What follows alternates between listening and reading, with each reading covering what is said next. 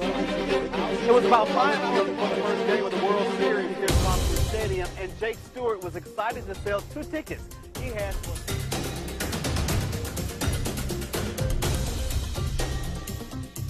There's a lot of shock and sadness here on Whitney Gray Street. No one can believe the young mom was shot and killed while riding in her car with her 2 children. Okay, so you leave work, you're driving home, and then out of the blue, somebody just shoots at you. Nobody expects it to happen to them. When that big storm blew through this area out here by Kauffman Stadium, it packed some pretty powerful winds. Look at this. Wind so strong, knocking down this huge metal sign at this BP station. Nobody buying gas out here. Look at this thing, just completely on the ground.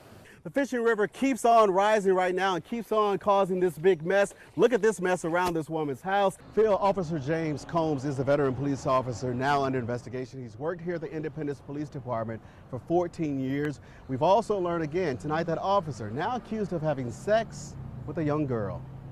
The bad guys did a lot of damage to this hair salon. Now, before they actually broke into the business, they cut all outside electrical lines, and then they shattered this huge back glass door. You're looking at what's left of the door frame.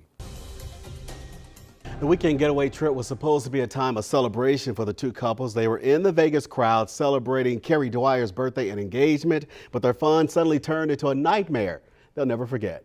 For months, Denise Putoff had been looking forward to getting her best friend, Carrie Dwyer, and Carrie's fiance, Brad Eldridge, a special wedding gift, tickets to see country music star Jason Aldean in concert in Las Vegas. It's just awful. I mean, and to have it be something that's supposed to be fun, and she was excited and would send me pictures of different performers and things like that, that they were having a great time. Police say then suddenly Sunday night, a lone gunman fired off rapid gunfire from the 32nd floor at a popular Las Vegas hotel right into tens of thousands of innocent people. Denise Putoff, her husband, and their 2 friends all caught in the gunfire and, like so many, ran for their lives. Initially, Jennifer Putoff couldn't reach her mom, on the suspect's door. so she listened to the deadly shooting from a police scanner app on her cell phone. And I'd never heard her so dismayed.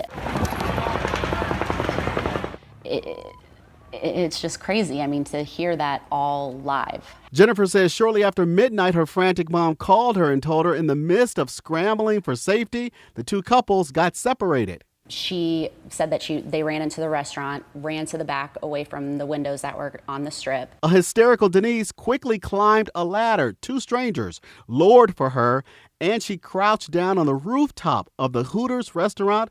Her husband of 10 years hid in a walk-in freezer at the Hooters. I've never heard my mother speak in this tone. It literally scared the crap out of me. You know, she said, "Jeremy, I don't know what's going to happen from here." For several agonizing hours, they kept worrying and wondering about their mom and the others. She FaceTimed me from the roof, and then about 1:53 is when they were secured. Safe and secured amid the deadliest mass shooting in modern U.S. history. I couldn't imagine waking up and not having her. Just, yeah, it really went through my head of, you know, take every day, you know, and appreciate it. Putoff and her husband may stay another couple of nights in Las Vegas. Now, Carrie Dwyer and her fiance, they're from Blue Springs, but they're expected to return to Kansas City late tonight. By the way, I need to tell you this. Carrie was so traumatized at the time of that mass shooting that she suffered an asthma attack and had to be treated at a hospital. Police say the vandals targeted these trucks with some mean-spirited messages. The racial slurs are spray painted on a huge front glass window at Serpro Logistics Freight Hauling Company in northeast Kansas City. On one of the company's vans and behind the business in a back parking lot, police say vandals also wrote more messages of hate against African Americans on the hoods and the sides of 2 Serpro trucks. Police say the culprits also torched a 3rd truck. Well, it's kind of hard to digest it. Police say the crimes that have disgusted Percy Smith happened Monday night. Smith, a driver for Kareem Transportation next door, says when he pulled in around 11, firefighters had just put out the burning truck. Smith says he talked to Serpro's owner. He just was kind of shocked. I just know it's ignorance. Like, whoever did this, that's what cowards do. You know, I can't get mad at it. Today, this Serpro employee didn't want to talk on camera. He tells Fox 4 the company has around 20 contracted drivers, and right now the owner is still assessing the costly damage. This is not an everyday thing, but people still out here doing it. Wyshaud Smith also works next door at Kareem Transportation. Smith has a message for the vandals police are looking for. I actually hope they do catch whoever did it, because they messed up a company's vehicle and destroyed a lot of property around here. I mean, that's not right. Police are now reviewing video taken from a nearby security camera. They tell me they're hoping that video will definitely lead them to those vandals. We're live in Northeast Kansas City. I'm Robert Townsend, Fox 4 News, working for you.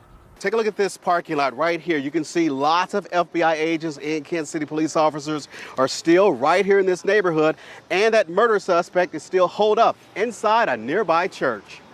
With their guns drawn, several undercover agents with the FBI Fugitive Task Force quickly surrounded Life Abundant Ministry Church in Kansas City. It's here, a source tells Fox 4. Around noon, police got a tip that a man wanted in connection with a recent murder in Kansas City, Kansas, is hiding inside. Taking no chances, police cover every side of the small church and block off the area. I think it's horrible, and I just pray God's will be done, that nobody else get hurt. Bonita Holly is the associated pastor of Life Abundant Ministry. She says this morning she locked their church and left, only to return 4 hours later to see a side window open and scores of police and federal agents here. Oh, they said they had a report that he went in there, that they saw him live go inside. Today? Yes, sir.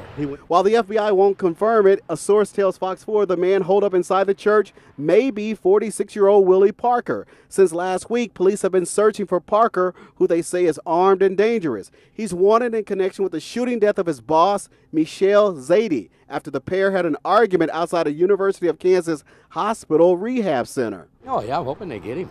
Yeah, we killed his boss, he kill anybody else. We just hope that it ends very peacefully.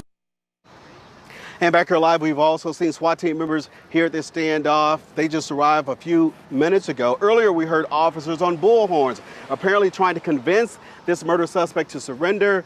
We'll definitely stay out here as long as this goes on. Coming up at 5:30, we will hear from the victim's widow. We just talked to her just a few minutes ago. I'm Robert Townsend, Fox 4 News, working for you live in Kansas City. You're watching Fox 4 News at 7 a.m. And good morning to you. Hi, everybody. Welcome to Fox 4 News this morning. I'm Robert Townsend. We begin this morning with this story. Later this morning, search teams will continue looking for Helen Cook. The 72-year-old woman walked away from her home nearly 1 week ago. Now, last night, friends, family, and neighbors held a vigil for the elderly woman, hoping for a safe return. Here is another look at Helen's picture one more time. If you think you've seen her, call police. Rallies are expected in more than 100 cities across the country today, marking National Justice for Trayvon Day. Rallies are scheduled in cities including Los Angeles, New York, Chicago, Boston, and right here in Kansas City. The rallies come as a reaction to George Zimmerman's acquittal in the shooting death of Trayvon Martin. He was the most convincing guy you ever heard in your life. 89-year-old Marcy Bloom is furious because she says she's now learned the convincing guy who called her on her cell phone in March has ruined her life. It makes me very mad, and it makes me depressed. It makes me stressed out, and I feel stupid. Bloom says the man first called her and told her that she had won a Mega Millions jackpot worth more than $800,000. Bloom admits her favorite pastime is playing all kinds of sweepstakes she gets in the mail, so she believed the guy. Talk like he's very religious, very honest. He said, I will promise you that on my wife's life, my kid's life, and my life, that this is true.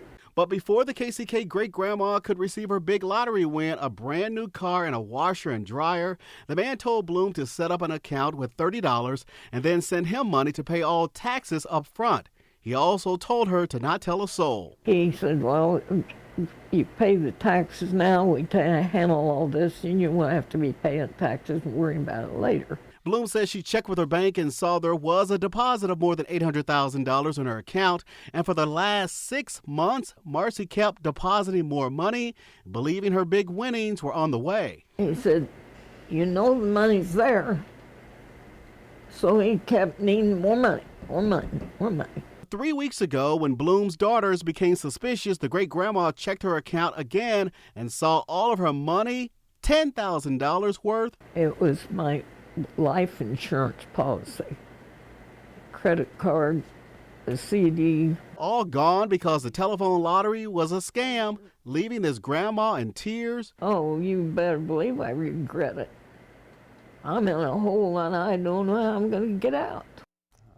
Poor thing. Bloom says her husband, who was in the hospital with pneumonia, also fell for the same scam and lost about $10,000. Oh, it's so heartbreaking, Robert. You know, we were talking about it earlier today. It happens. She's not alone, so I'm sure a lot of people wondering, like, what else can they do to protect themselves from these phone scammers? Here's some good information. The FBI recommends that if someone calls you and tells you that you just won a huge sweepstakes or the lottery, immediately hang up the phone. Now, if you choose to believe the caller, make sure you get all of the information in writing and mailed to you. But even then, be careful. Also, the IRS says never share your social security number, bank information, or other personal information over the phone with anyone who asks you for money. Now, if you do fall victim to a telephone scam, create what's called an identity theft report with the Federal Trade Commission and call the National Do Not Call Registry at 1-888-382-1222. Of course, we'll have all of this information on fox4kc.com. It was about 5 hours before the first game of the World Series here at Townsend'S Stadium, and Jake Stewart was excited to sell 2 tickets. He had